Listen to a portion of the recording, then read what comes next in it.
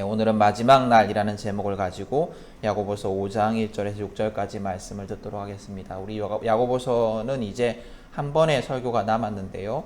다음 주부터 대림절기가 시작되기 때문에 요건 좀 밀어놨다가 성탄절이 끝나고 나중에 마무리하도록 하겠습니다. 우리 지난 주에는 야고보서 설교가 없었고 그 지난 야고보서 설교 때 4장 11절에서 17절까지의 말씀을 들었습니다. 그 본문에서는 두 가지를 이야기합니다. 하나는 형제 자매를 헐뜯거나 심판하는 사람에 대한 경고입니다. 누군가를 판단하는 것에 대한 경고인데요. 특별히 형제 자매, 교회 안에 있는 사람들을 판단하는 것에 대한 경고예요. 누군가를 판단하기 위해서는 기준이 있어야 돼요. 그 기준에 따라서 이 사람이 어떤 사람이다, 이 사람이 잘했다, 못했다 이런 판단을 할 수가 있습니다.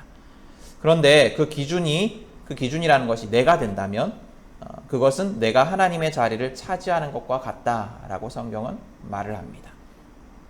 그래서 남을 판단할 때 그 기준이 무엇인가를 잘 살피고 조심스럽게 해야 합니다. 우리 그리스도인들은 하나님의 기준으로 모든 것을 판단하는 사람들이 되어야 합니다. 우리가 형제자매를 판단하는 문제뿐만 아니라 세상 사람들을 판단할 때도 또 세상의 일들을 판단할 때도 모든 기준은 내 의견, 내 지식, 또 내 성향, 내 경험이 아니라 하나님이 되어야 합니다. 하나님의 기준으로 판단할 때 우리는 교만의 자리에서는 죄악을 피할 수 있을 것입니다. 또 지난 본문은 두 번째로 허망한 생각을 가지고 장사하는 사람에 대해서 경고를 합니다. 이 사람은 공동체 안에 있는 사람이었어요. 그리스도인이었는데 그럼에도 불구하고 이 사람의 인생의 계획 속에는 하나님이 없습니다. 자기의 계획을 따라서 살아갑니다. 그런데 이것이 왜 문제이냐면 인간은 유한한 존재다라는 겁니다. 인간은 미래를 예측할 수 있는 능력이 없는 존재입니다. 인간은 찰나를 살아가는 존재입니다. 그렇기 때문에 자기 계획대로 살아가면서 자기 계획이 이루어질 것을 기대하는 것은 매우 어리석은 일입니다. 하나님이 아닌 내가 주인이 되는 삶을 살아간다면, 내가 계획한 삶을 살아간다면 그 삶이 설령 불법이 아닌 삶이라 하더라도 또 도덕적으로 비난을 받을 만한 삶이 아니라 할지라도 심지어 그것이 우리의 눈에 보기에 멋지고 행복해 보이는 삶이라 할지라도 하나님의 책망을 받을 삶입니다. 우리는 하나님의 계획 아래 살아가야 합니다. 그것이 우리에게 완전한 행복을 보장해주는 삶입니다. 이렇게 지난 본문은 두 가지의 주제를 통하여서 우리의 주인이 누구인가를 말씀합니다. 우리는 하나님의 기준으로 하나님의 계획 아래 살아가야 하는 존재입니다. 즉 우리는 하나님이 주인 되시는 삶을 살아가야 하는 존재입니다. 우리는 그렇게 살아가도록 창조되었습니다.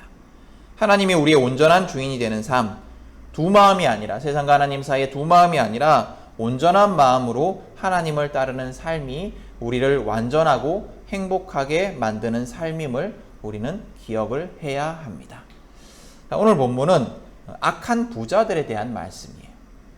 우리 교회 성도들은 이제 부자가 없어가지고 부자들에 대한 말씀에 별로 관심이 없을지 모르겠습니다. 성경은 부자들에 대해서 어떻게 얘기를 할까요?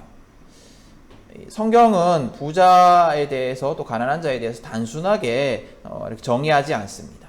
예를 들어서 부자는 나쁜 놈, 가난한 자는 착한 사람, 혹은 부자는 복 받은 사람, 가난한 자는 신앙이 없는 사람, 이렇게 단순하게 나누지 않습니다.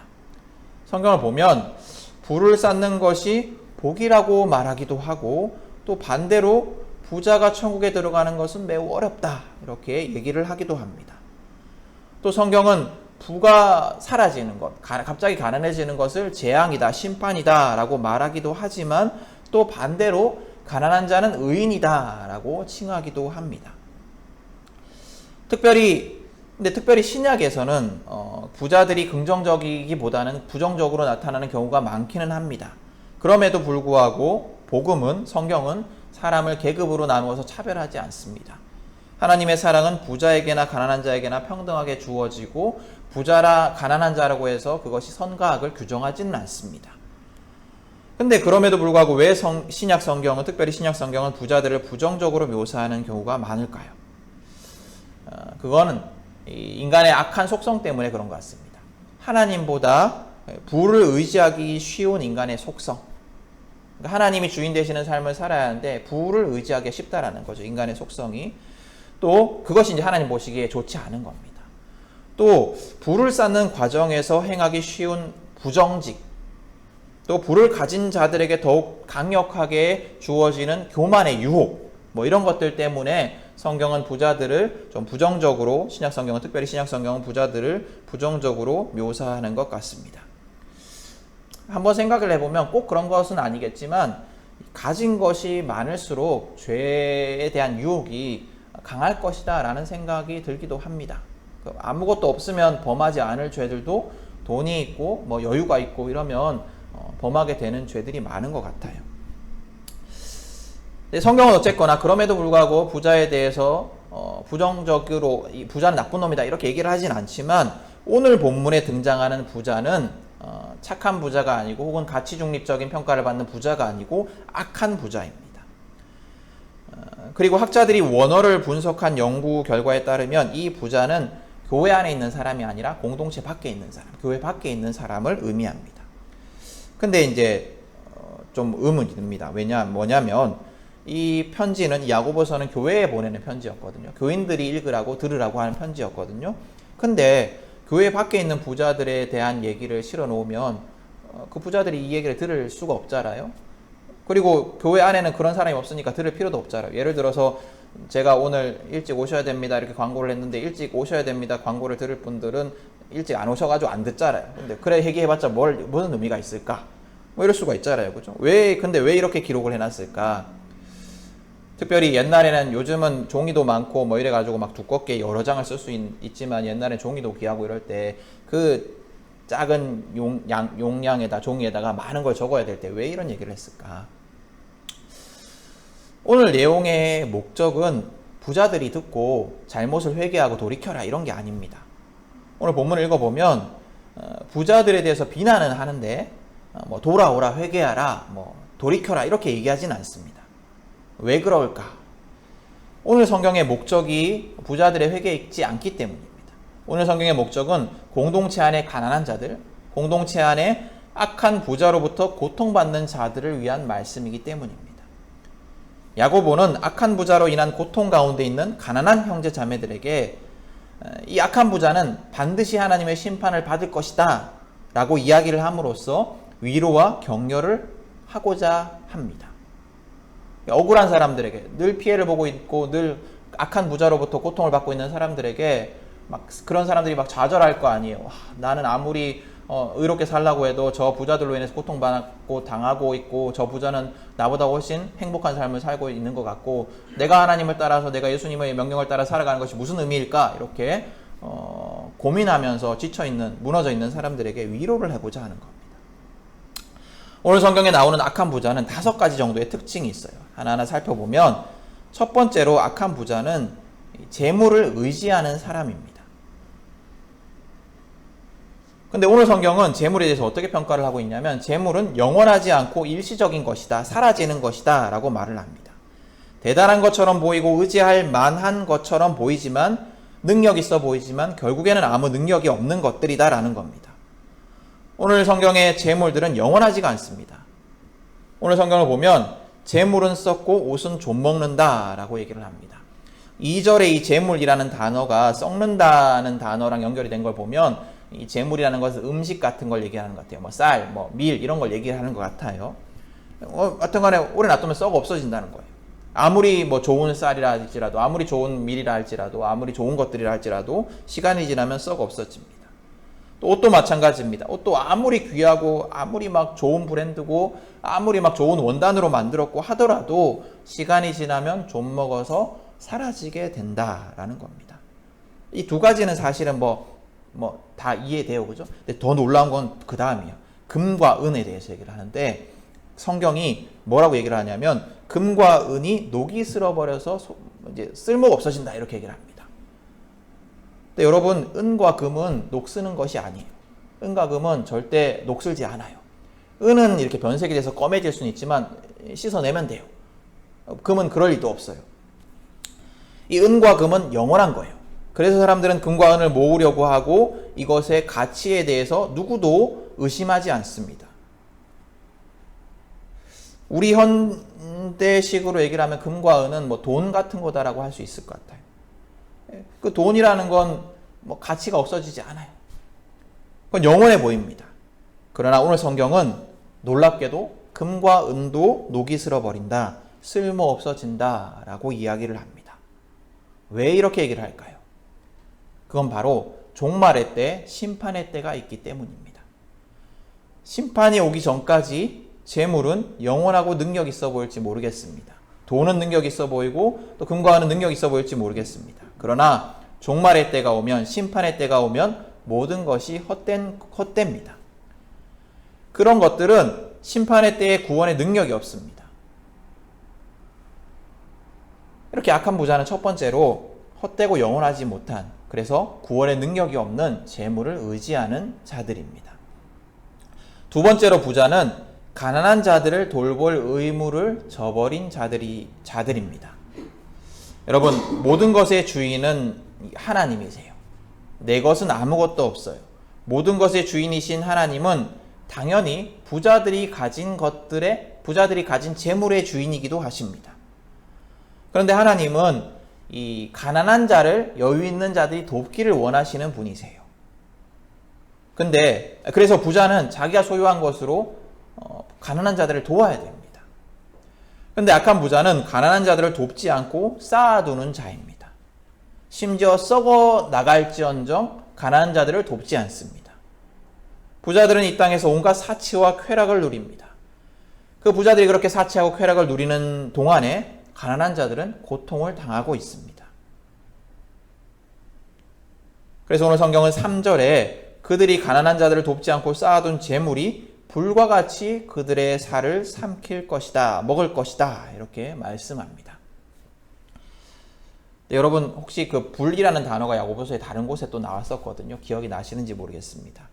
이 불이라는 단어가 언제 나왔냐면 3장에 보면 혀에 대해서 얘기를 할 때, 혀의 악함에 대해서 얘기를 할 때 불이라는 단어가 등장을 해요.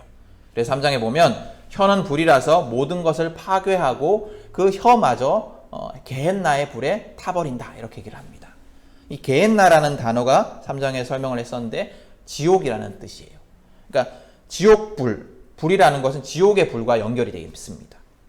오늘 여기에 나타나는 불도 마찬가지죠. 그래서 무슨 의미냐면 쌓아둔 재물이 불과 같이 그들의 살, 즉 악한 부자들의 삶을 먹을 것이다 라는 말은 무슨 말이냐면 이 재물을 쌓아두고 가난한 자를 돕지 않은 부자들은 지옥의 심판을 당할 것이다, 지옥불에 떨어질 것이다 라고 이야기를 하는 겁니다. 가난한 자들을 돕지 않은 부자의 최후는 지옥의 불입니다. 성경은 이 가난한 자들 돕지 않는 자에 대해서 굉장히 단호하게 정죄하고 있습니다. 이처럼 악한 부자는 두 번째로 가난한 자들을 돌볼 의무를 저버린 사람입니다. 또 세 번째, 악한 부자들은 가난한 자들을 돕는 의무를 저버린 자들일 뿐만 아니라 가난한 자들의 것을 빼앗는 자입니다. 오늘 본문 4절은 부자들이 밭에서 곡식을 벤 일꾼들의 품삯을 주지 않은 것을 고발하고 있습니다. 여기에서 일꾼은 자기 땅이 없는 사람이에요. 자기 땅이 없어서 자기 농사를 짓지 못하는 사람입니다. 왜냐하면 왜 그것을 알 수 있냐면 지금 추수 때거든요. 자기의 땅이 있으면 자기 땅에 추수하기도 바쁠 건데 남의 땅에 와서 추수를 해주고 있는 거예요. 그러니까 자기 땅이 없는 굉장히 가난한 사람들이에요. 그래서 하루 벌어서 하루를 살아야 하는 그런 사람일 가능성이 굉장히 높습니다. 만약 그렇다면 하루 품삯을 그날 안 주고 다음 날 주는 것도 이 가난한 자들을 굉장히 힘들게 하는 일일 수가 있습니다. 이 재밌게도 성경은 굉장히 상세하게 우리가 볼 때 이런 것까지 적혀 있나라고 상세하게 이야기할 때가 있는데요. 이 성경 말씀 보면 품삯을 일당을 하루 미뤄서 주는 것도 하나님께서 금지하고 있어요. 레위기 19장 13절에 보면 한번 찾아보실래요? 레위기 19장 13절 구약성경 창세기 출애굽기 레위기 19장 13절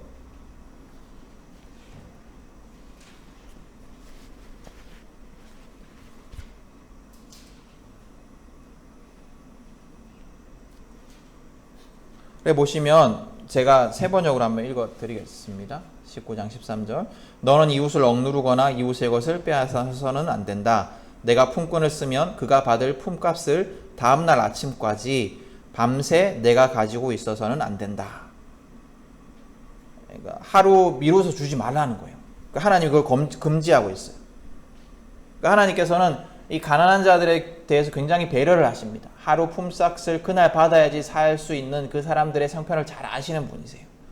근데 악한 부자는 가난한 자들이 마땅히 받아야 할 하루의 품삯을 미뤄주는 것도 아니고 주지 않는 자입니다. 즉 그들의 것을 빼앗는 자다라는 겁니다. 네 번째로 부자는 가난한 자들을 죽이는 자입니다. 6절 말씀에 보면 부자들이 의인을 정죄하고 죽였다라고 말씀하고 있는데 여기에서 의인은 가난한 자들을 의미합니다. 그리고 정죄라는 단어의 원어를 보면 이 원어 단어는 법정에서 쓰는 단어예요. 법정에서. 법률 용어예요. 그럼 이게 무슨 의미냐면 악한 부자들이 법을 이용해서 가난한 자들을 죽이는 일까지 한다라는 겁니다. 우리는 법은 누구에게나 공평하다라고 기대를 합니다. 재판이라는 것은 누구에게나 공평하다라고 기대를 하는데 악한 부자들은 그것마저도 자기에게 유리하게 이용을 하여서 가난한 자들 또 권력이 없는 힘이 없는 자들을 법적으로 처벌하고 심지어 살해까지 하는 자들입니다. 여러분 우리는 모두 법은 공정하게 집행될 것이다라고 생각을 하잖아요. 그렇게 기대를 하잖아요. 근데 이 역사가 기록된 이래로 법은 늘 공평하게 집행되지는 않은 것 같습니다. 늘 권력자의 편에서 집행된 것이 법의 한계인 것 같아요. 1988년 우리 서울올림픽이 열린 해죠. 그때 탈주범 4명이 가정집에 침입을 해서 인질극을 벌인 사건이 있었어요.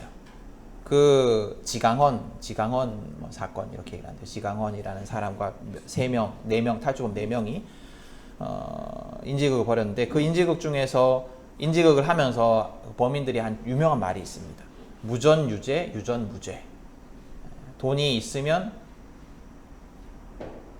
없으면 유죄고 돈이 있으면 무죄다.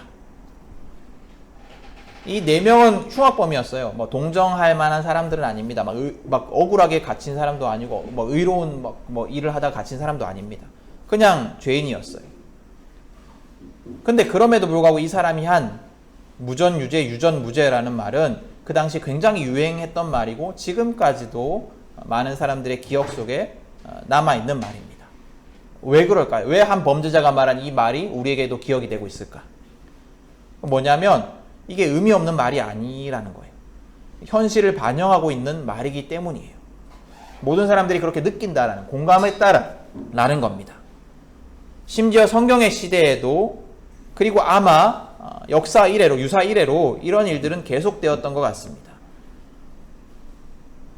그래서 악한 부자들은 가난한 자들의 것을 빼앗는 것으로 만족하지 않고 가난한 자들을 법을 이용해서 죽이기까지 했습니다.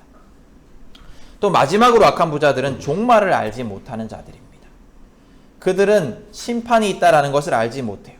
그렇기 때문에 그들은 이 두려워하지 않고 악행을 저지르는 겁니다. 그러나 성경은 심판의 때가 반드시 온다라고 말씀하고 있습니다. 그리고 하나님은 이미 그들을 심판하기 시작하셨습니다. 그 악한 자들을 심판하기 시작하셨습니다. 그들이 가난한 자들을 돌보지 않고 쌓아둔 재물이 심판의 불이 될 것입니다. 가난한 자들에게 주지 않은 품삯들이 하나님께 소리를 지르고 있습니다.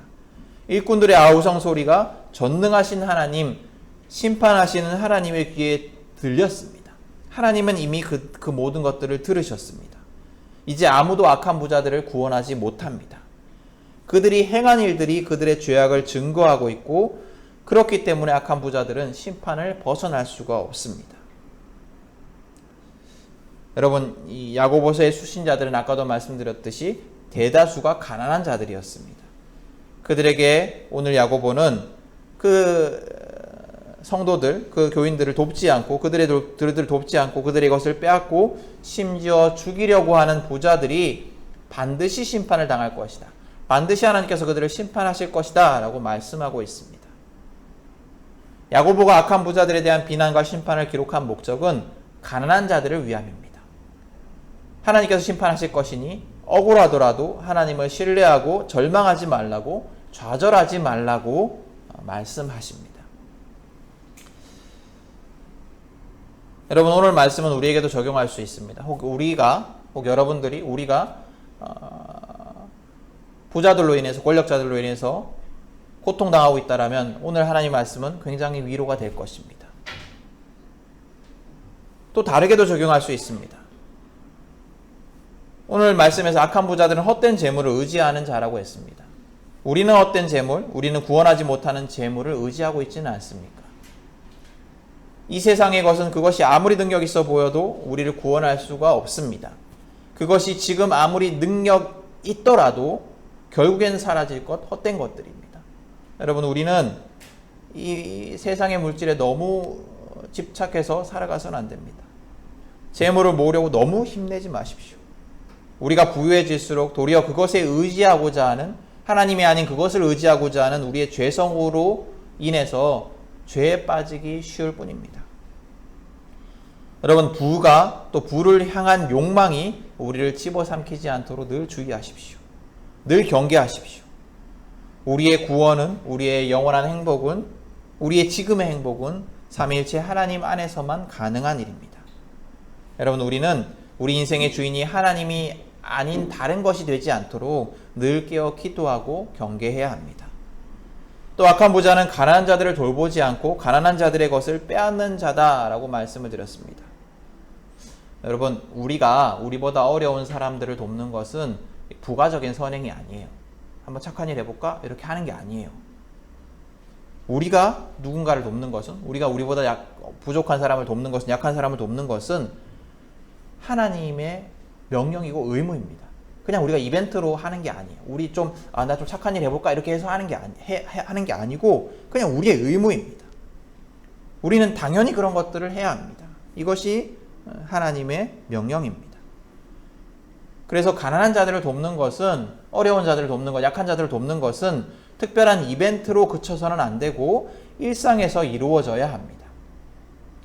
돕는 일, 이 일상이 되기 위해서는 어떻게 해야 될까요?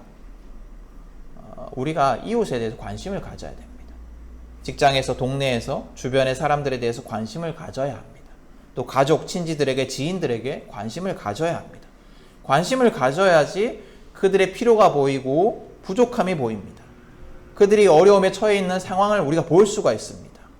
그리고 우리가 그렇게 관심을 가지고 볼 때 그들이 도움이 필요하다면 그들을 긍휼히 여기는 마음을 가지고 내가 할 수 있는 일들로 돕는 자가 되어야 합니다. 또 악한 부자는 종말의 날을 기억하지 못하는 자들이라고 했습니다. 여러분, 우리는 늘 심판의 때가 올 것임을 기억하며 살아야 합니다. 심판의 때는 반드시 옵니다. 종말의 때는 반드시 옵니다. 이 세상은 영원히 계속되지 않습니다. 이 악한 세상은 영원히 계속되지 않습니다. 언젠가는 심판이 임하고 악한 자들은 그 행위대로 심판을 받을 것입니다. 여러분, 그것을 생각하면서 위로를 얻으십시오. 그리고 의로운 삶을 살아가십시오.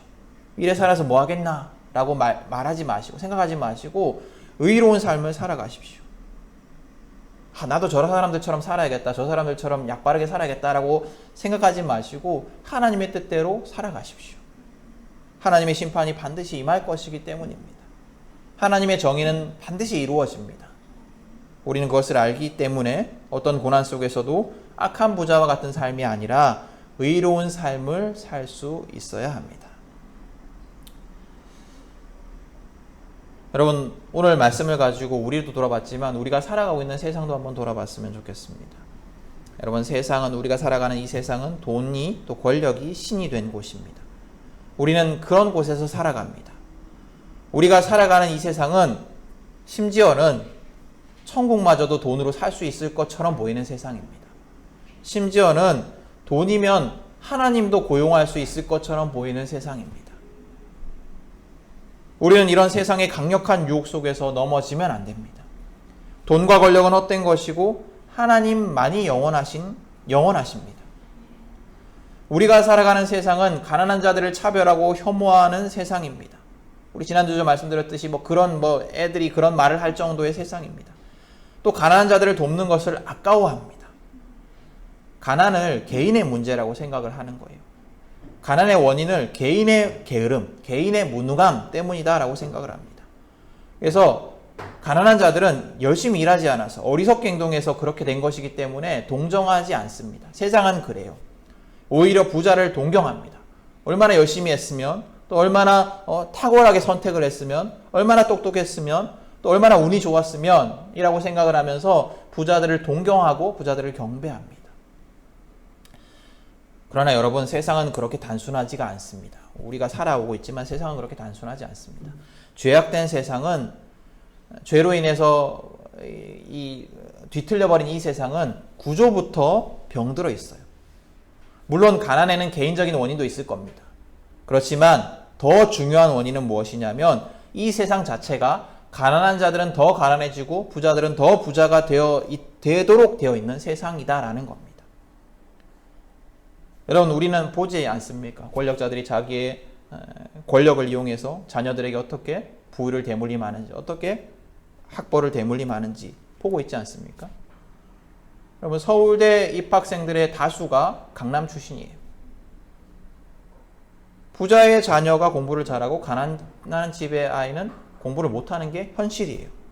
왜 그럴까? 부자 자녀들은 또 열심히 하고 가난한 자녀들은 게을러서 그런 걸까요? 아니면 태어나면서부터 태생이 똑똑하고 덜 똑똑하고 이래서 그럴까요? 아니에요. 부와 권력이 또 인맥이 학벌을 만들어내는 거예요. 그리고 그 학벌이 또 다시 부와 권력과 인맥을 창출해내요. 그렇게 부는 되물림 됩니다.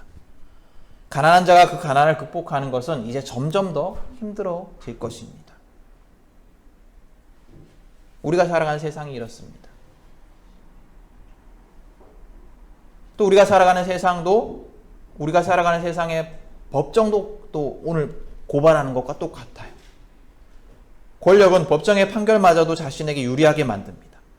여러분 보고 있지 않습니까? 부자와 권력자들은 죄를 지어도 특사로 풀려나고 또 감옥에 갇혀서도 다른 재소자들과는 비교할 수 없을 만큼 좋은 환경 속에서 있어요.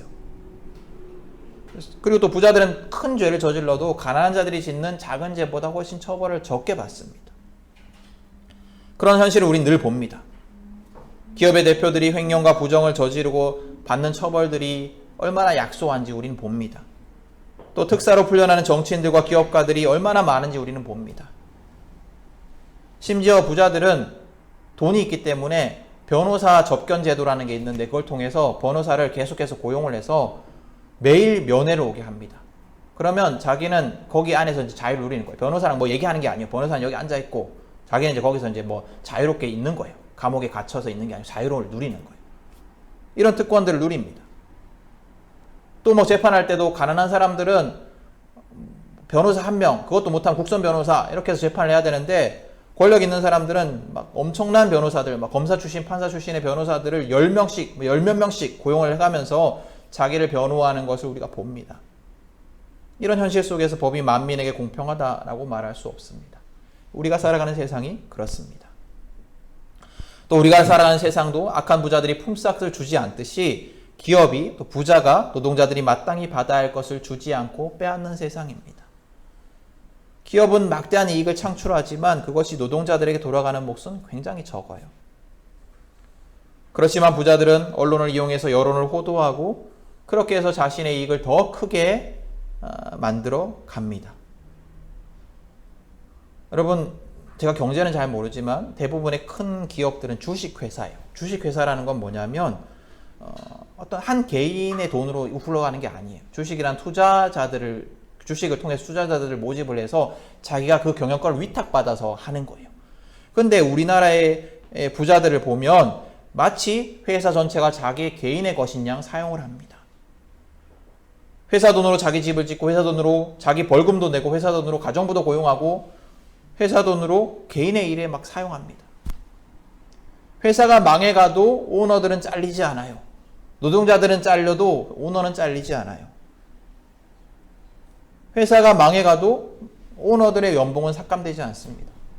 노동자들의 연봉은 삭감될지라도 오너들의 연봉은 삭감되지 않습니다. 여러분, 우리는 이런 세상을 살고 있습니다. 여러분, 우리는 이런 세상 속에 살아가면서 이것을 이상하게 여겨야 됩니다. 이 악한 세상을 우리가 바라볼 수 있어야 됩니다. 오늘 말씀을 읽으면서 내가 잘해야지를 넘어서서 이 세상의 악함을 바라볼 수 있어야 합니다. 그리고 세상을 향해 나아가서 하나님의 뜻을 이루기 위해서 애를 써야 합니다. 이 악한 세상을 향하여서 하나님의 말씀을 선포해야 합니다. 하나님의 가치관을 선포해야 합니다. 이 악한 세상을 하나님의 뜻대로 변화시켜야 합니다. 이를 위해서 우리가 기도해야 합니다. 그리고 애를 써야 합니다. 그게 바로 빛과 소금의 역할입니다. 여러분, 의로운 삶을 살아가십시오. 불의한 자는 반드시 심판을 받습니다. 의로운 삶을 살아가면서 좌절하지 마십시오. 또 우리가 불의한 자가 되지 않기 위해서 늘 깨어서 경계하십시오. 우리도 불의한 제자가 될 수 있습니다. 그리고 우리가 살아가는 세상을 위해서도 기도하십시오. 썩어있는 이 세상, 악한 부자들로 가득한 이 세상을 위해서 기도하십시오. 그리고 이 세상을 변화시키기 위해서 사용되는 빛과 소금이 우리 모두가 될 수 있기를 축복합니다. 오늘